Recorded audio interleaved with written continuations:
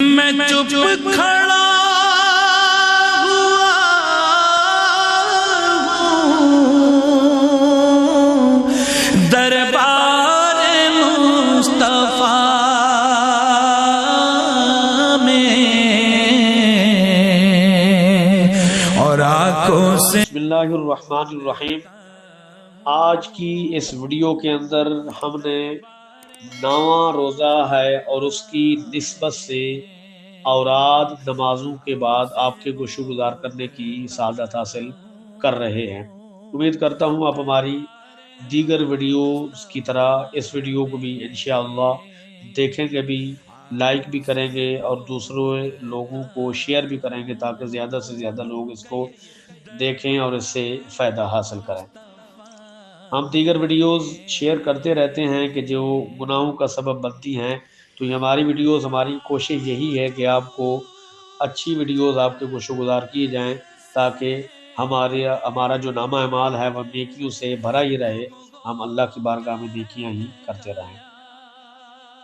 تو 9ویں روزے کی نسبت سے آج ہم نے نماز فجر کے بعد جو سب سے پہلا ورد کرنا ہے وہ کیا ہے؟ دیگر اذکار کے بعد ہم نے اس ذکر کو بھی لازمی کرنا ہے کہ سورہ توبہ شریف 11واں سپارہ سورہ توبہ شریف کی آخری 2 آیات یعنی لقد جاءکم رسول من انفسکم سے ان کو 11 مرتبہ ہم نے پڑھنا ہے۔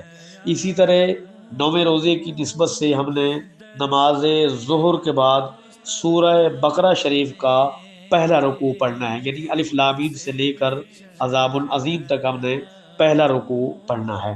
اسی طرح ہم نے نماز عصر کے بعد سورہ آل عمران پارہ نمبر 3 سے ہم نے آیت نمبر 26 کو 17 مرتبہ پڑھنا ہے۔ اسی طرح ہم نے نماز مغرب کے بعد 9ویں روزے کی نسبت سے ہم نے سورہ بقرہ شریف کا آخری رکوع 11 مرتبہ ہم نے پڑھنا ہے۔ تو اسی طرح ہم نے 9ویں روزے کی نسبت سے نماز عشاء کے بعد نماز تراویح کے بعد ہم نے 4 رکعات نماز صلاۃ الحاجات پڑھنی ہے۔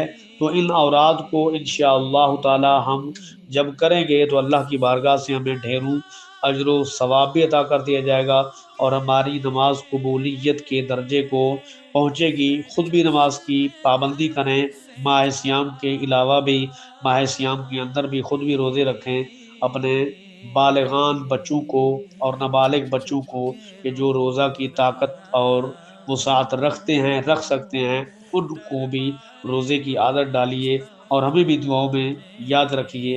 اللہ رب العزت ہم سب کا حامی و ناصر ہو اور اس سعی جمیلہ کو قبول فرما کر مجھے اور ہم سب کو اللہ رب العزت ڈھیروں ثواب عطا فرمائے۔